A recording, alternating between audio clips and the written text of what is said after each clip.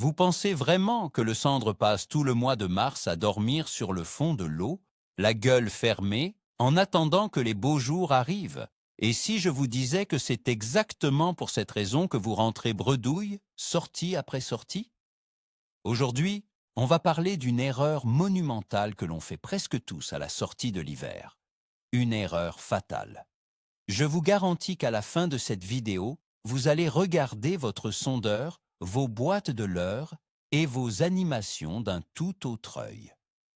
Vous allez enfin comprendre pourquoi le poisson boude vos leurres, présentés péniblement sur la vase, alors qu'il est en réalité prêt à exploser un beau leurre souple juste au-dessus de votre tête.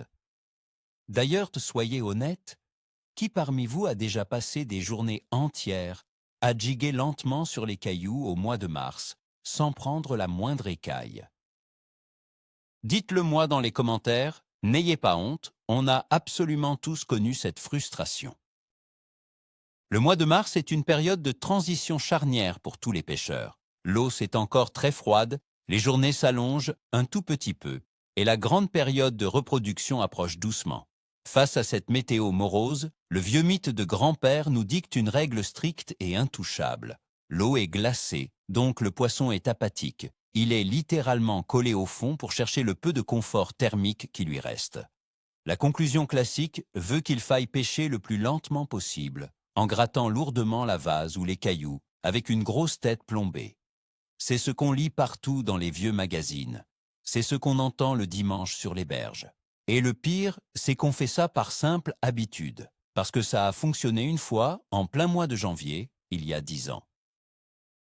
Alors, on reproduit exactement le même schéma, année après année, persuadé que la pêche est juste difficile et que les poissons ne veulent pas s'alimenter. Mais la nature ne fonctionne pas comme un calendrier figé imprimé sur du papier. Le cendre évolue, il bouge, et si vous restez bloqué sur vos vieilles certitudes, vous resterez tout simplement sur le bord à regarder l'eau avec amertume. Imaginez un peu la scène pour commencer. Vous arrivez au bord de l'eau un beau matin de mars. Il fait encore un froid de canard. Une brume épaisse flotte à la surface du lac. Vous montez votre canne avec les doigts gelés, persuadé au fond de vous que les cendres sont terrées dans les fosses abyssales, totalement endormies. C'est ce que la majorité des gens croient. Mais sous la surface de l'eau, c'est une toute autre histoire qui est en train de se jouer. La température de l'eau gagne 1 ou 2 petits degrés grâce aux rares rayons de soleil de l'après-midi précédent. Ce simple petit changement thermique suffit à déclencher un processus vital incroyable chez les carnassiers. Le cendre n'est absolument pas en train d'hiberner comme un ours. Au contraire, il sait pertinemment que la période de la fraie approche à très grands pas. Et pour se préparer à cet effort monumental de reproduction, il a cruellement besoin d'énergie. Il a besoin de manger et de manger copieusement. Le grand mythe du cendre léthargique qui refuse de bouger la moindre nageoire est la toute première erreur qui ruine vos sorties de pêche printanières. En réalité, son instinct de grand chasseur est pleinement activé.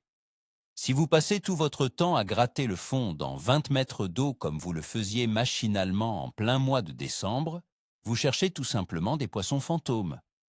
Les vrais prédateurs actifs, ceux qui vont plier votre canne en deux sur une attaque fulgurante, sont ailleurs, dans un état d'esprit totalement différent de ce que vous imaginez. Pour vraiment comprendre le comportement du cendre, il faut d'abord regarder ce qu'il mange au quotidien. C'est la règle d'or absolue de tout bon pêcheur qui se respecte. En mars, les grands bancs de poissons blancs, comme les ablettes ou les petits gardons, commencent sérieusement à bouger. Ils quittent les profondeurs extrêmes où ils passaient tout l'hiver à l'abri pour chercher des eaux légèrement plus chaudes et plus confortables. Souvent, cela se passe en suspension entre deux eaux, dans la fameuse couche pélagique.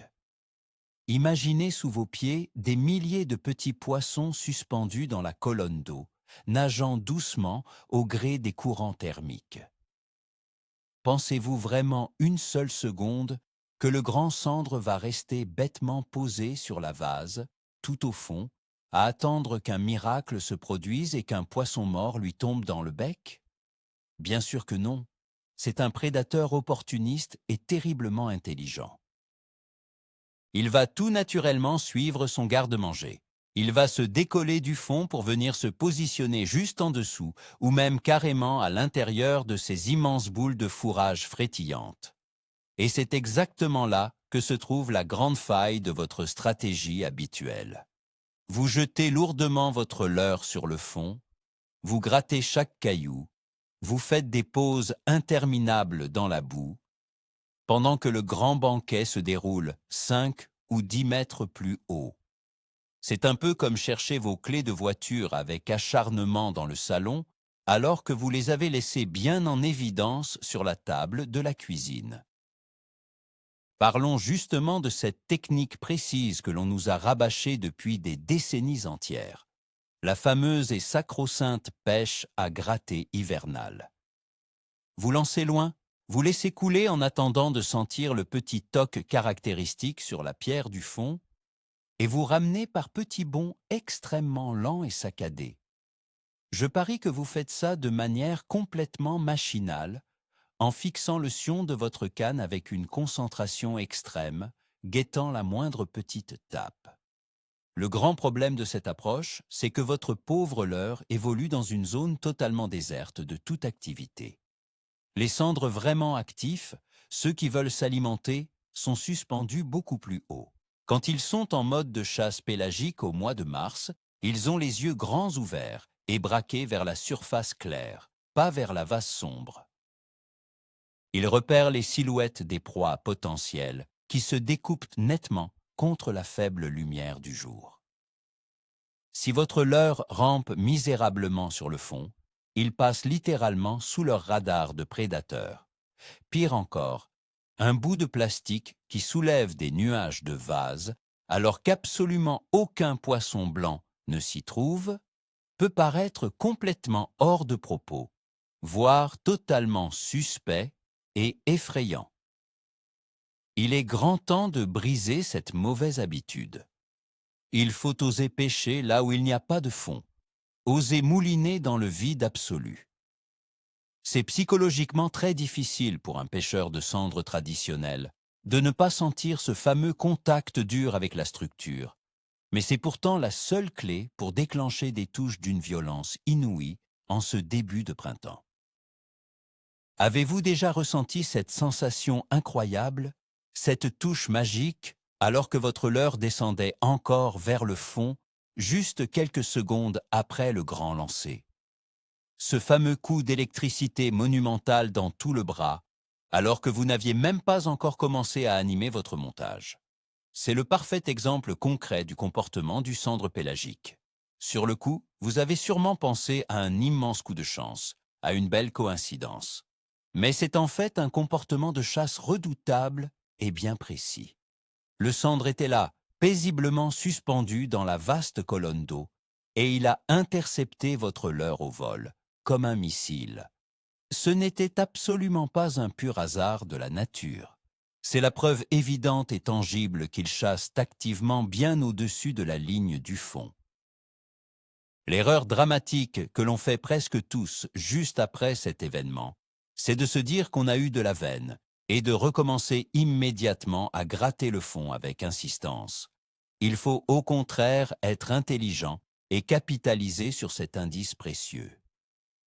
Si l'attaque foudroyante a eu lieu à la simple descente, cela signifie qu'il y a une couche d'eau très active à exploiter en urgence. Imaginez un peu le potentiel destructeur de votre pêche si vous décidez délibérément de maintenir votre leurre exactement à cette profondeur, sur une longue distance, plutôt que de le laisser couler bêtement. Les résultats peuvent être tout simplement phénoménaux.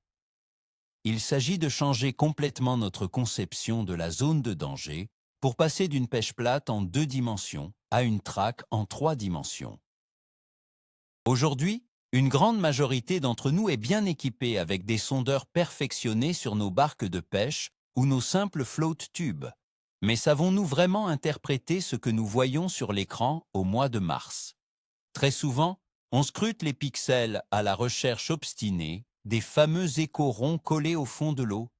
Et pendant ce temps, on ignore complètement ces grandes traînées épaisses et claires qui flottent paresseusement entre deux eaux, à 5 ou 6 mètres de la surface, alors qu'il y a plus de 15 mètres d'eau sous le bateau. On se rassure en se disant que ce sont de gros silures qui dorment, des carpes qui se promènent, ou de simples interférences dues au moteur. C'est une erreur de jugement catastrophique.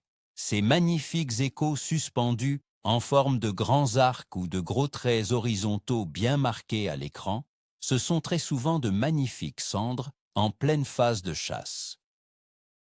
Ils sont là, ils bougent très peu, mais ils surveillent les alentours avec une attention de tous les instants.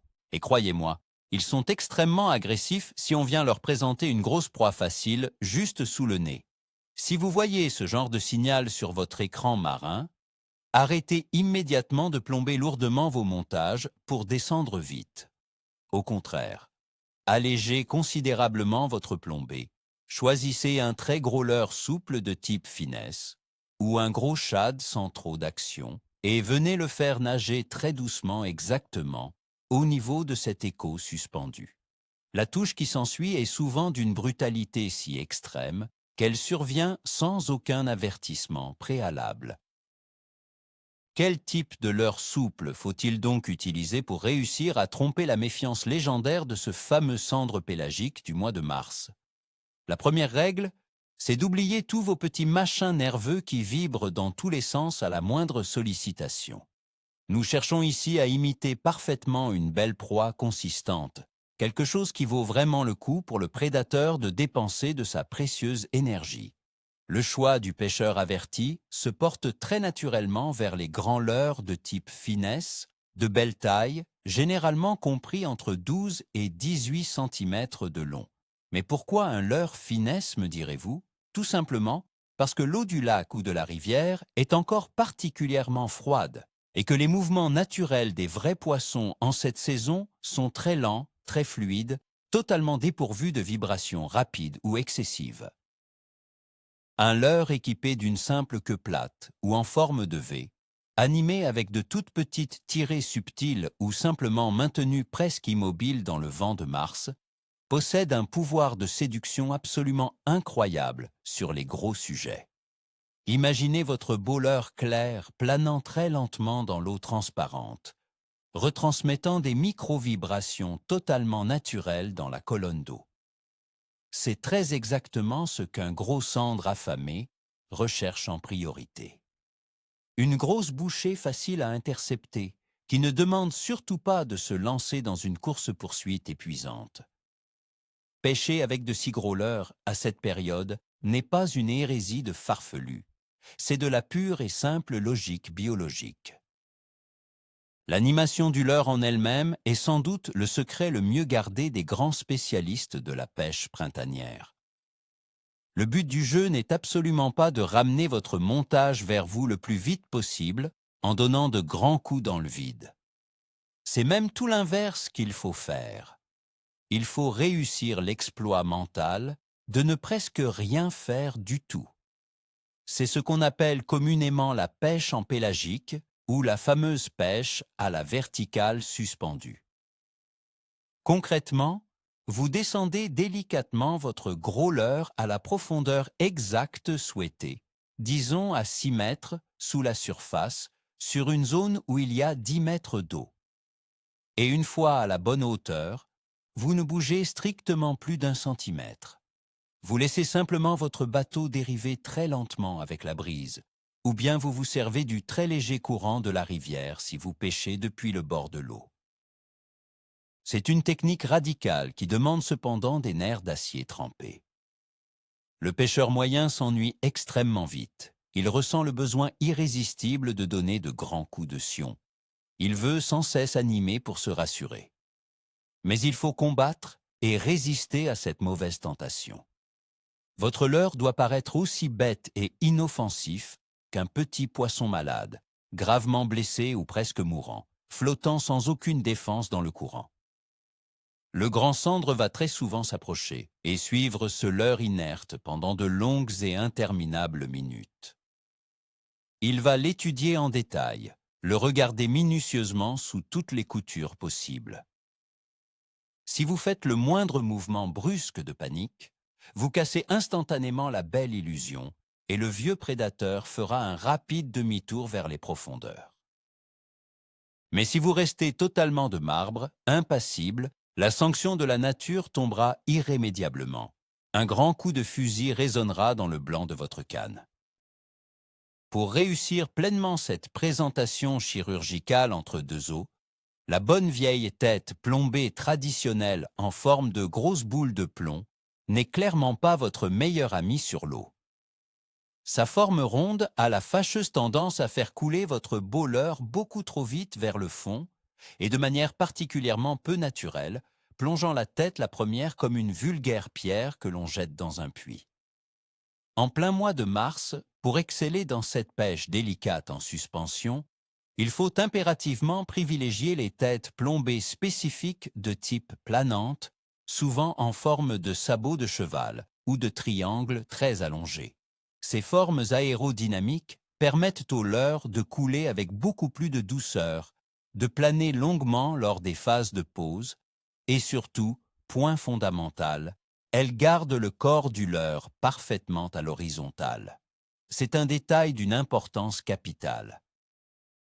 Observez la nature.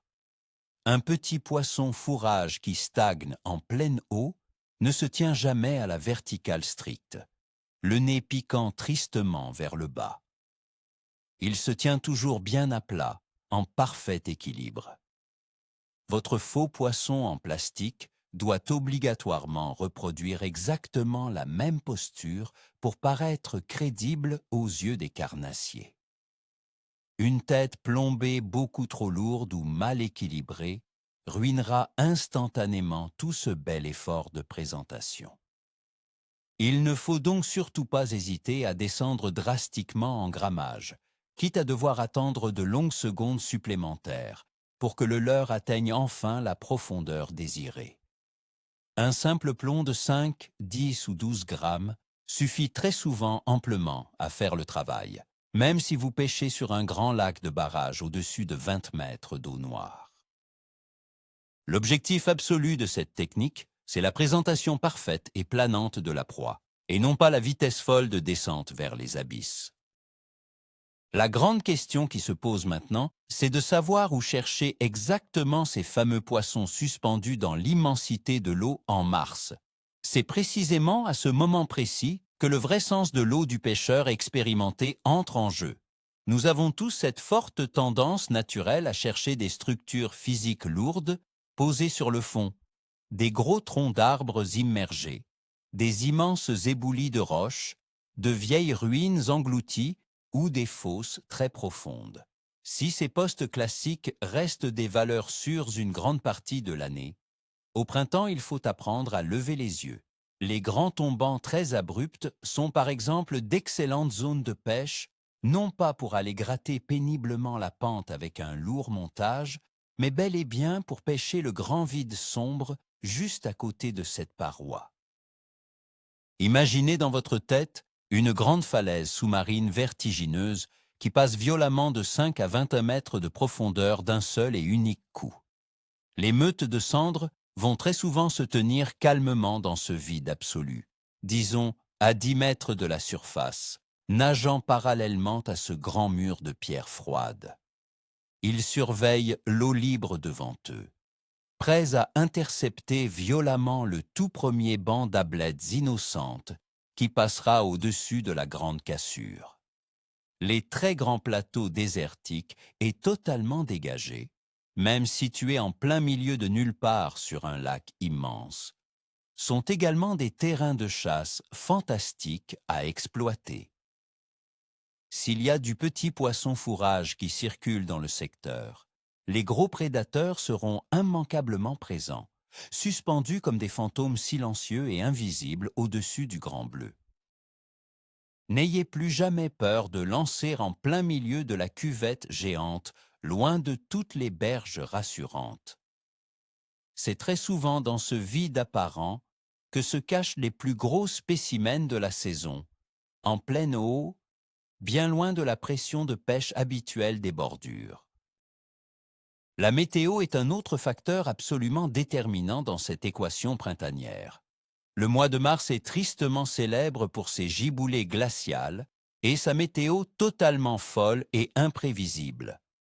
Un jour, il fait un grand et magnifique soleil de printemps, et dès le lendemain matin, il neige à gros flocons sur vos cannes. Ces changements brutaux de climat perturbent énormément nos petites habitudes confortables de pêcheurs. Pourtant, ces intenses variations climatiques sont de véritables alliés stratégiques si l'on sait correctement les analyser et les lire. Prenons un exemple très concret. Une belle et douce journée ensoleillée de mars qui arrive juste après une longue et triste série de jours sombres et gris. Les puissants rayons du soleil vont venir très doucement réchauffer les toutes premières couches d'eau situées tout près de la surface. Vous savez pertinemment ce qui va se passer ensuite? Le petit poisson blanc frileux va immédiatement monter dans la colonne d'eau pour profiter avidement de cette chaleur providentielle et relative. Et devinez un peu qui va suivre cette grande migration verticale. Exactement. Les grands sandres vont eux aussi monter encore plus haut pour ne pas perdre de vue leur repas. Dans ces conditions météorologiques précises, il n'est absolument pas rare du tout de trouver des cendres actifs calés à seulement 2 ou 3 mètres sous la surface du lac, évoluant au-dessus de fonds très importants.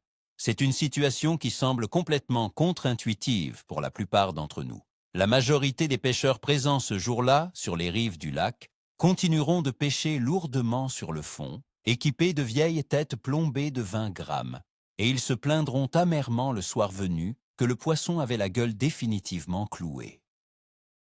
Et pendant ce temps, si vous avez la malice de passer un petit shad clair en linéaire très léger, évoluant juste sous la chaude surface de l'eau, vous risquez fort de vivre la meilleure session de pêche de toute votre année. Poursuivons sur l'influence capitale de la météo en abordant un autre facteur naturel crucial, le vent. C'est historiquement l'ennemi juré et redouté du pêcheur au leurre souple en période hivernale, tout simplement parce qu'il crée une grande bannière flottante dans la ligne et empêche de bien ressentir les fameux petits tocs sur le fond de l'eau. Mais puisque nous avons acté que nous ne cherchons plus du tout le fond, notre approche stratégique face aux rafales de vent change de manière radicale. Un vent fort et soutenu de début de printemps va immanquablement créer un gros courant de surface, brasser puissamment les eaux claires et surtout oxygéner massivement toutes les couches supérieures du plan d'eau. Cette action mécanique va irrémédiablement pousser le plancton nutritif vers une bordure spécifique, ce qui attirera inévitablement les petits poissons affamés qui, à leur tour, amèneront dans leur sillage mortel nos chères et redoutables cendres. La grande berge battue violemment par les vagues écumantes, celle où le vent froid vous souffle directement et sans pitié en plein visage, est très souvent une véritable mine d'or cachée au mois de mars. Même si la situation est physiquement inconfortable, même si vous avez les mains gelées par le froid et que l'eau sale vous éclabousse le visage à chaque instant, c'est très exactement à cet endroit précis qu'il faut être pour réussir. Les grands prédateurs rusés profitent de la turbulence et de l'eau trouble générée par le ressac des vagues pour se rapprocher de la surface sans être repérés. Lancez vos gros leurres souples avec force face au vent dominant et ramenez-les lentement en récupération régulière entre 2 eaux, juste 1 ou 2 mètres en dessous du tumulte des vagues de surface. La tape qui s'ensuit est souvent extrêmement franche, très lourde, ressemblant presque à un gros accrochage sur une souche, car le poisson ne fait absolument aucun détail de précision dans le chaos tumultueux des vagues brassées. C'est de la véritable pêche d'homme, physiquement dure, exigeante, mais incroyablement et follement gratifiante quand on réussit son coup. Il est temps de parler d'un moment fatidique, la fameuse touche en pleine eau. Quand on pêche spécifiquement le beau cendre suspendu entre 2 eaux, La sensation de la touche est fondamentalement et totalement différente de la sensation habituelle ressentie près du fond. C'est définitivement fini ce petit gratouillis timide et subtil, ou ce très léger toc indistinct d'un poisson fainéant qui aspire mollement un leurre posé dans la vase collante. Ici, au milieu de la colonne d'eau, on a affaire à un puissant prédateur souvent lancé à pleine vitesse de croisière, qui vient intercepter brutalement une grosse proie en plein vol. L'attaque du poisson est d'une brutalité sans nom, sauvage et directe. C'est très souvent ressenti comme un arrêt net, massif et violent dans le moulinet, suivi presque immédiatement par de très gros coups de tête rageurs qui plient la canne en deux. Dans ces conditions, l'erreur fatale et impardonnable de la part du pêcheur serait de ferrer beaucoup trop mollement, par effet de surprise. Malgré la grande violence du choc ressenti dans le bras, la gueule osseuse du grand sandre reste une surface extrêmement pavée, dure et impénétrable. Si vous vous laissez bêtement surprendre par la puissance du choc et que vous ne rendez pas immédiatement la monnaie de sa pièce à l'animal avec un ferrage puissant, extrêmement appuyé et ample, le gros poisson recrachera votre pauvre leurre à la toute première cabriole venue. Il faut donc s'astreindre à garder la tresse toujours très légèrement tendue lors des longues phases de descente et de pause, l'index délicatement posé sur le carbone nu du blanc de la canne, prêt à ressentir la moindre petite anomalie de tension. Et au moment précis de la grande décharge électrique, ne réfléchissez pas une seule fraction de seconde. Envoyez un énorme ferrage de bûcheron canadien. C'est une stricte question de survie pour votre beau montage, sinon c'est le décrochage humiliant assuré, et les inévitables pleurs qui vont avec quand vous ramènerez tristement un bout de plastique complètement tailladé et déchiqueté par de gros coups de dents acérés. Une fois que le fameux ferrage puissant est assuré et que le gros poisson est enfin piqué en pleine eau, le combat qui s'annonce prend une tournure bien spécifique et atypique. Un vieux sandre massivement piqué au fond du lac aura très souvent la fâcheuse tendance à vouloir y rester le plus longtemps possible, lourdement ancré près des rochers, usant de tout son grand poids. Mais un poisson nerveux piqué en suspension entre deux eaux, parfois à plusieurs mètres de la surface ensoleillée, n'a plus du tout ses repères géographiques habituels. Il est surpris, totalement désorienté par cette situation inhabituelle. Et il va très souvent utiliser tout le grand volume d'espace libre dont il dispose pour tenter follement de se libérer de son entrave. Il peut soudainement chercher à foncer directement vers la surface de manière totalement fulgurante et inattendue, créant instantanément un énorme mou dans votre tresse. C'est une manœuvre d'une dangerosité extrême pour le pêcheur. C'est à vous seul d'être hyper réactif à cet instant précis. Il faut impérativement mouliner à une vitesse complètement folle pour garder un contact tendu et permanent avec le grand poisson. Si vous commettez la grave imprudence de laisser la moindre petite fraction de seconde de bannière détendue glisser sur l'eau, il se débarrassera de l'hameçon en secouant furieusement sa grande tête osseuse. C'est un véritable et intense combat de boxe poids lourd, sans aucune corde dans le ring pour pouvoir se reposer. Gardez fermement la canne très haute en l'air, encaissez durement les puissants coups de tête dans le bras, et surtout, ne relâchez absolument jamais la pression sur la ligne. Les très gros spécimens de Mars, en particulier, développent une force physique colossale et méconnue en pleine eau, bien loin de leur réputation surfaite de poissons léthargiques qui ressemblent à un vieux sac de patates mouillées une fois décollé du fond. Préparez toujours votre grande épuisette à l'avance, bien dépliée sur le pont, car les tout derniers mètres de combat chaotique, juste sous la coque du bateau, sont toujours et immanquablement les plus critiques et les plus intenses. Si la technique très statique de la pêche verticale suspendue ou du pur pélagique sous le nez du bateau ne vous attire pas plus que ça, sachez qu'il existe une autre approche tout aussi redoutable et efficace pour ce beau mois de mars. Il s'agit du linéaire très lent entre deux eaux. Le grand principe de base est très simple à comprendre, mais demande en revanche une très grande rigueur d'exécution sur le terrain. Vous lancez très loin votre gros leurre souple et vous comptez précieusement les secondes à haute voix lors de la descente libre de ce dernier. Disons pour l'exemple que votre ensemble met très exactement 10 secondes à toucher durement le fond du lac. Au grand lancer suivant, au même endroit précis, vous allez volontairement fermer le pick-up de votre moulinet au bout de seulement 5 secondes de chute.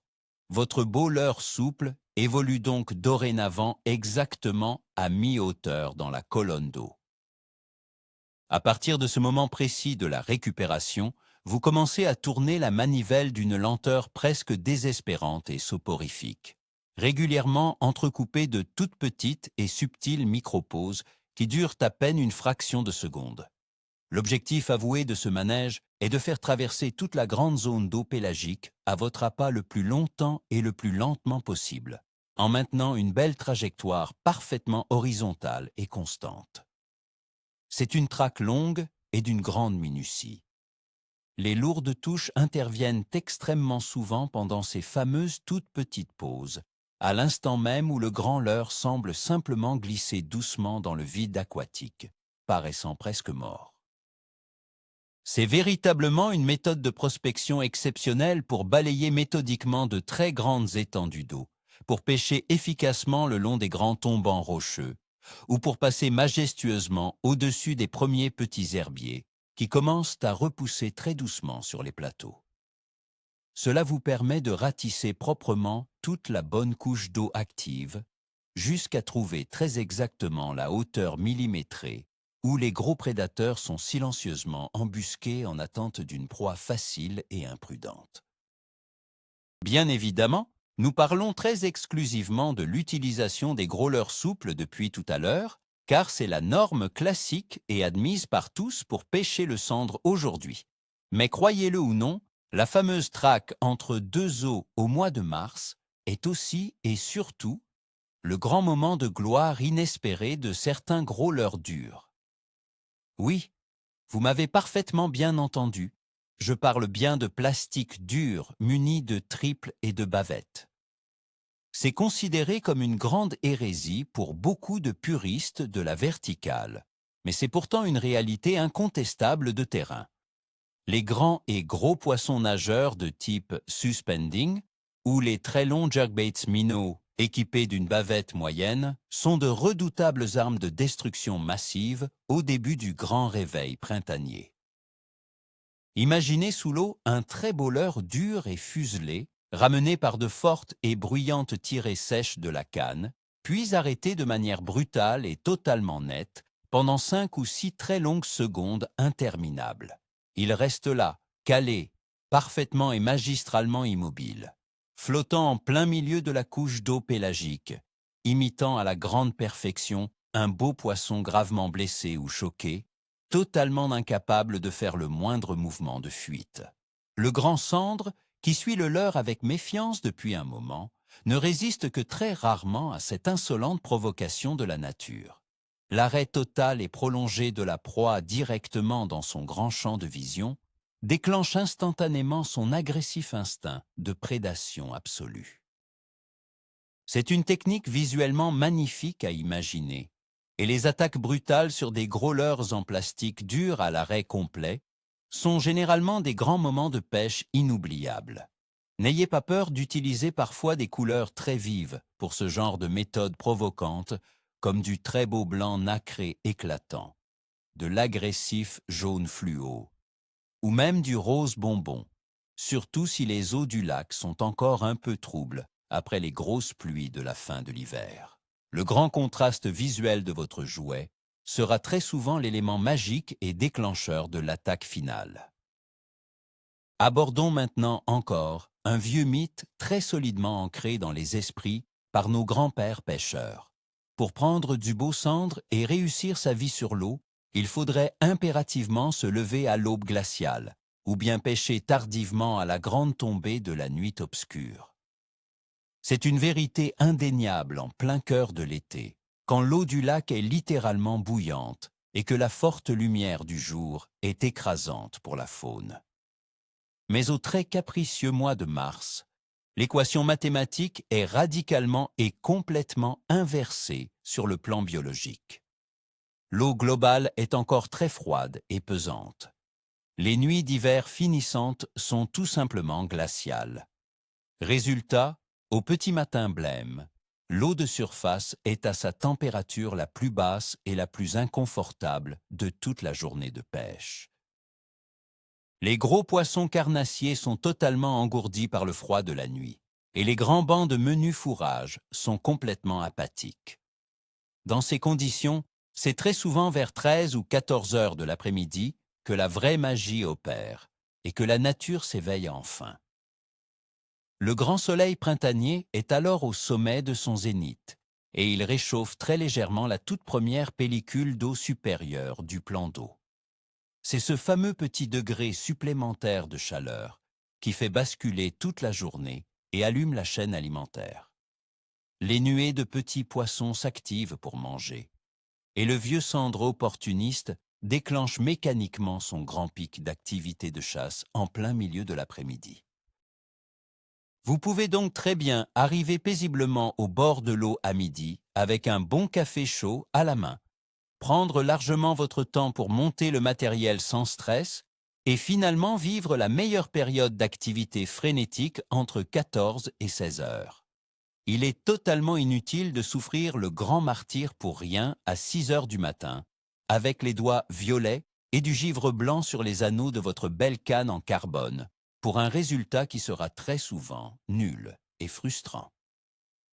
Adaptez intelligemment vos horaires de sortie au métabolisme naturel et changeant de vos belles cibles printanières. Pour une fois, le confort douillet du pêcheur moderne et la grande réussite sur l'eau se rejoignent enfin de manière harmonieuse. Le grand mois de mars, c'est aussi et surtout la grande époque des eaux très souvent mâchées, chargées de lourdes particules par les crues intenses de fin d'hiver et la fonte massive des neiges sur les reliefs. La visibilité globale sous l'eau est parfois cruellement réduite à quelques dizaines de minuscules centimètres dans les pires rivières.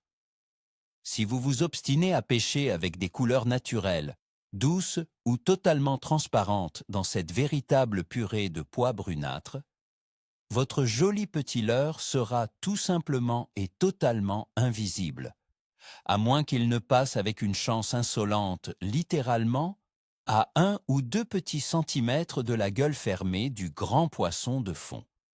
C'est précisément là, dans ces conditions difficiles de visibilité, qu'il faut assumer courageusement des choix de couleurs totalement audacieux. Le vert chartreuse fluo, le orange fluo très agressif, le fameux coloris bariolé Fire Tiger, ou même un simple blanc pur très éclatant dans la pénombre, deviennent soudainement vos meilleurs et uniques alliés pour espérer une touche. Le cendre de fleuve possède certes une vision nocturne et en eau trouble absolument phénoménale, grâce au fameux petit tapis réfléchissant de lumière tapissé au fond de son gros œil de chat. Mais il a quand même toujours besoin d'un minimum de contraste visuel pour repérer sa cible mouvante de loin et attaquer avec grande précision. Un très gros leurre paré de couleurs très agressives qui passe fièrement et lentement entre deux eaux boueuses dans la grande pénombre aquatique va inévitablement capter sa puissante attention de très loin. Beaucoup de pêcheurs n'oseraient pas du tout utiliser ces couleurs criardes et folles parce que cela ne ressemble à absolument rien de naturel ni de connu dans nos eaux européennes. Mais gardez en tête que nous ne cherchons pas forcément ici à imiter la belle nature avec une exacte et stricte précision scientifique. Nous cherchons avant tout à provoquer une violente réaction de pur réflexe agressif de la part d'un grand prédateur, à énerver un carnassier très territorial qui voit soudainement passer un gros intrus très voyant et pâteau en plein milieu de son beau terrain de chasse exclusif. Il y a un autre point fondamental dont il faut parler, un détail très souvent grandement négligé par les amateurs quand on commence à pêcher en pleine eau. Il s'agit de la grande discrétion de l'approche du spot. Si l'on a pris l'habitude de gratter la pierre lourdement dans 20 bons mètres d'eau profonde, on pense malheureusement très souvent qu'on est isolé du fond et que l'on peut allègrement faire tomber un lourd outil métallique dans le bateau en aluminium ou faire claquer violemment la grande porte d'un grand coffre de rangement sans aucune conséquence fâcheuse sur la pêche. C'est déjà particulièrement faux en temps normal, mais c'est encore beaucoup plus dramatique et destructeur pour votre journée quand les grands poissons sont discrètement remontés haut dans la couche d'eau pélagique. Si les bandes de cendres actifs sont paisiblement suspendues à seulement 3 ou 4 mètres juste sous la fine coque de votre petite embarcation, ils sont littéralement au premier rang de la salle de concert pour entendre clairement le moindre petit bruit suspect en surface. Les grandes ondes sonores se propagent à une vitesse folle et amplifiée dans l'eau claire. Un gros coup de talon de chaussure lourd posé sur le ponton résonnant de votre barque, une grosse pince qui tombe par terre, ou même le simple bruit répétitif d'un gros moteur électrique que l'on fait tourner beaucoup trop fort pour lutter contre le vent.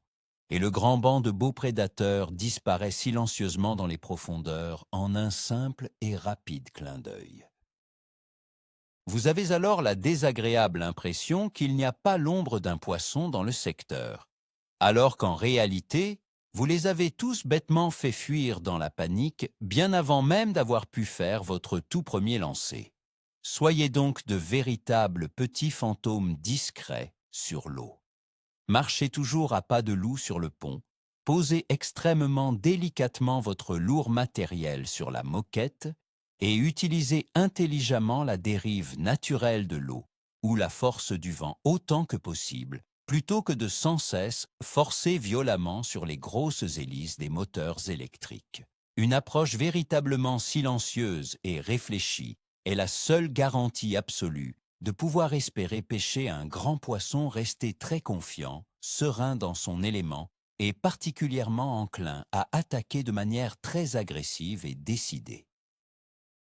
Un très bon pêcheur de carnassiers au mois de mars ne passe absolument pas 100% de son précieux temps libre à garder le nez tristement collé sur l'écran éclairé de son gros sondeur électronique.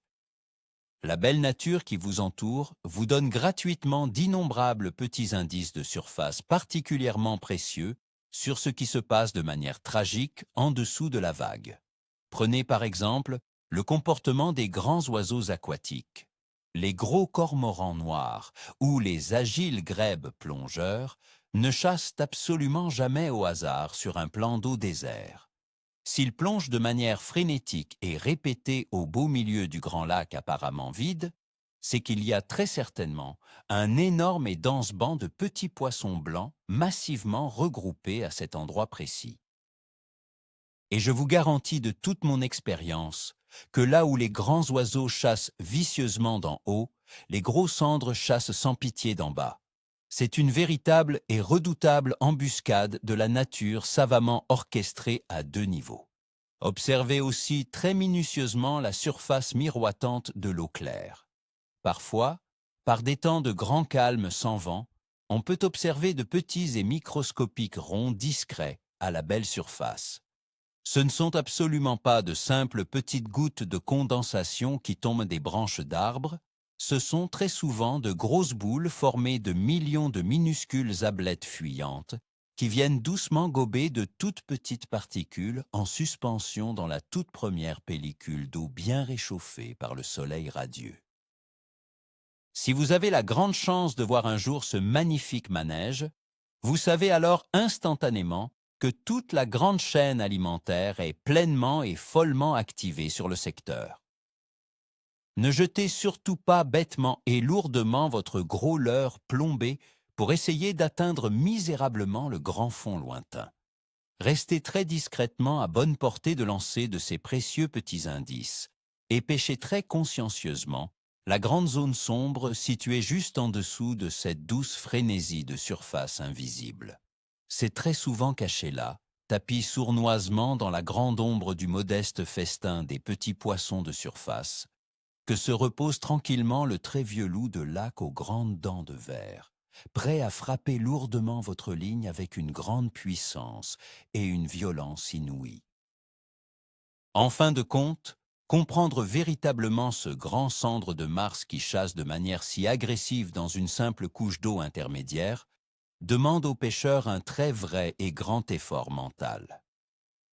C'est accepter un changement de paradigme total et complet par rapport aux très vieilles croyances populaires de nos chers pères et de nos grands-pères pêcheurs de bordure. C'est surtout accepter de passer volontairement de longues heures entières à mouliner tristement dans ce qui nous semble souvent être un grand vide absolu et sans espoir. Il y aura inévitablement de grands moments de forts doutes intenses lors de vos prochaines sorties sur le lac de barrage. Vous vous direz très sûrement à vous-même que vous faites absolument n'importe quoi, que vous devriez immédiatement remettre une très bonne et très grosse tête plombée lourde sur votre agrafe et aller rapidement retrouver le doux confort sécurisant du petit contact rassurant avec les gros rochers sombres du fond de la rivière. Ne cédez surtout jamais à cette trop grande et trop facile tentation de la facilité et de la mauvaise habitude.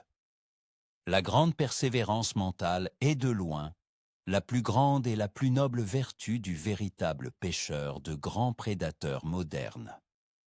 Ce fabuleux grand cendre pélagique suspendu dans la colonne d'eau ne se laisse jamais attraper par simple et pur hasard de la nature sauvage.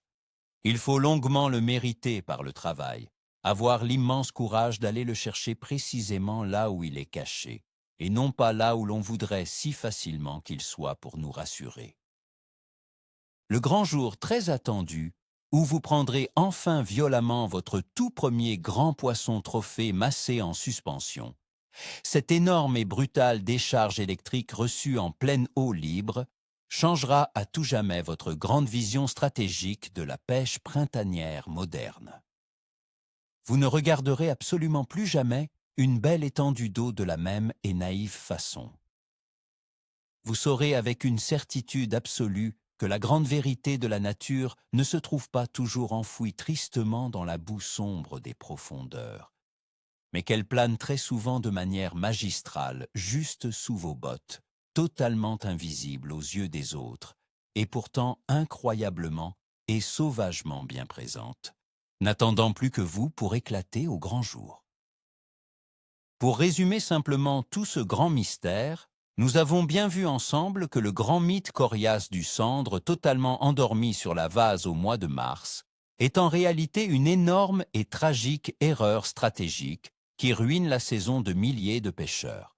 Le grand moment décisif dans votre progression, le véritable point de rupture, c'est de réussir à réaliser pleinement et consciemment que le poisson est très actif, mais qu'il a très souvent quitté les grands fonds obscurs pour aller chasser furieusement la nourriture mobile entre deux eaux, dans la grande couche pélagique invisible. La prochaine fois que vous irez à la pêche, au lieu de traîner misérablement de vieux bouts de plastique dans la vase gluante en attendant un improbable miracle printanier, levez enfin les yeux. Cherchez de manière active et intelligente les gros rassemblements de poissons fourrage au sondeur ou en surface, et osez sans aucune peur nager de manière totalement planante, en plein milieu du grand vide. C'est un vrai et grand virage tactique à 180 degrés dans vos habitudes. Cela va incontestablement vous permettre de transformer par magie des longues journées de pêche vides et glaciales en de fantastiques et mémorables sessions, jalonnées par des touches explosives incroyables. Un grand et chaleureux merci d'avoir pris le grand temps de regarder cette longue et instructive vidéo jusqu'au bout du chemin. Si cette nouvelle et surprenante approche a su vous faire un tant soit peu réfléchir sur vos vieilles techniques, n'hésitez surtout pas une seconde à vous abonner massivement à la chaîne et à mettre un énorme et franc pouce bleu sous la vidéo, car cela aide énormément et concrètement à faire grandir notre belle communauté de passionnés acharnés. Et vous, de votre côté, êtes-vous vraiment et sincèrement prêt aujourd'hui à abandonner définitivement vos bonnes vieilles et lourde tête plombée pour oser courageusement la nouvelle et audacieuse pêche en pleine eau libre?